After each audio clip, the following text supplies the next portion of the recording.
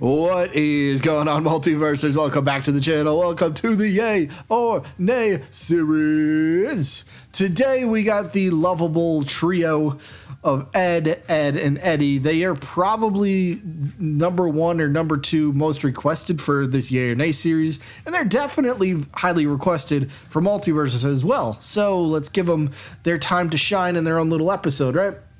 So the way that I envision this, and I think that would work the best, is a 3-in-1 fighter.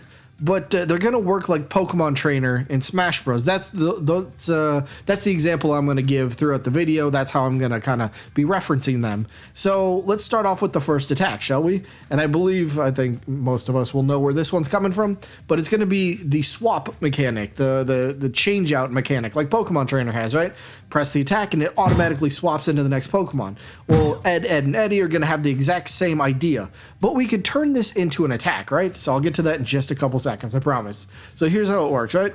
Only one of the Eds will be fighting at a time, and all of them will share a few attacks, which we'll get into in a bit, but they can also have their own attacks to make them feel like their own characters as well. So, you know, you can have similarities and differences, but I guess you could say it kind of helps development time, and you could save a couple resources. If you already have a moveset animation for one of them, you know, you can kind of reuse that with the other Eds because they do share a lot of similarities. Again, get into that in a second. So here's how the attack works, right? The move is just going to be you swapping from one Ed to the next to the next. It's just going to go in a cycle, right? But let's actually make this an attack itself. And where I'm going with this is once Ed gets swapped out, once, you know, the one that you're on, once you press the move to swap them out, a fight cloud like appears, like almost as if all of the Eds are fighting with each other to try to gain control for who's going to be on the battlefield next.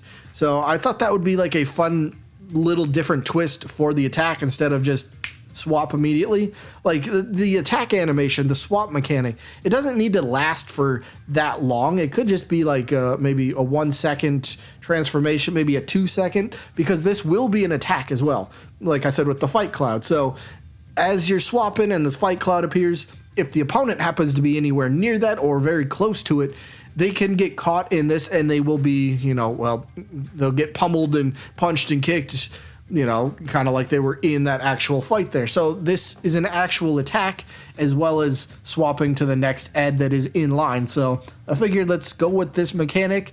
It works, but let's also put a little bit of a twist on it as well by also turning it into an attack. Move number 2. Now, something in the Ed, and Eddy show, something that they're always after, the Jawbreakers, right? So how can we utilize that as some form of attack? And I believe all 3 of the Eds should have access to some form of Jawbreaker attack. So what I came up with is, this idea. And they could either spit out this giant Jawbreaker that they have, or they could take the giant Jawbreaker and basically like throw it through the air, you know? So it acts as like a projectile, something, and it's going to be a bigger projectile, so possibly it will have somewhat slower move speed to it, but since it'll be slower and have, be a bigger projectile, it could do a pretty decent amount of damage compared to maybe most projectiles. So again, you just, they put it in their mouth and then they spit it out, or, they just pluck it out of, thin air, and then they can throw it as well. So again, the Jawbreaker is very crucial. It's a very big part of their series. So I figured you gotta have it in there somewhere. If not in the move set, then maybe as a taunt somehow. But I don't know. I kind of like the idea of it being incorporated as an attack. I mean, we've already seen Shaggy with his sandwich, so it's not like attacks with food are off the table, or in this case, in everyone's stomach. Oh, that was a terrible joke. But moving on from that. One more thing about this, I think this could be fun for the Jawbreaker, since again it could be a pretty big projectile, and it is a Jawbreaker, right? They're hard to break, so this could have a pretty big impact on the opponent. So I imagine this could do something like stacking some sort of, like weaken, right? It could have the ability to stack in this weaken status effect on the opponent, which again, like Tony said, it makes the character taking the weaken status effect, they will take more damage and more knockback. So this Jawbreaker, if if it hits somebody, maybe it could just kind of apply something like that, which would make it a little bit more fun to play around with as well. So yeah, there's that, I guess. Move number 3. Let's go with the good old soda shake. Who remembers this episode? So here's, again, more food, beverages, but it works. So each of the Eds will have a soda can. And again, they're all their own individual characters. So they're not all on the stage at the same time, but whichever one you're controlling will have a soda can. And how it works is they can shake up the soda can and then they will open it, basically spraying the soda outwards, right? So think of maybe like let's go with Smash Bros again as an example. Mario's Flood. You know how Mario's Flood pushes the opponent away? Maybe this could kind of have that same sort of idea, where the soda itself, maybe it can do damage as well.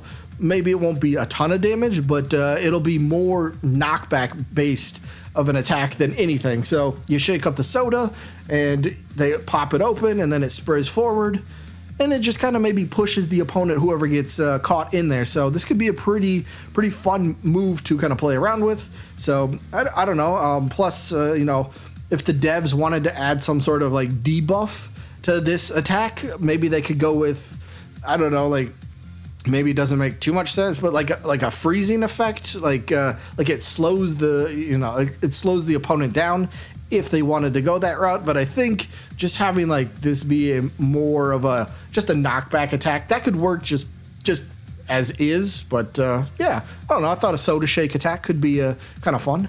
And now let's move on to the alternate costumes. I got 3 ideas that I came up with, and again, feel free to drop your own ideas for some of their alternate costumes down below. So I'll start off with I guess a simple one, I suppose.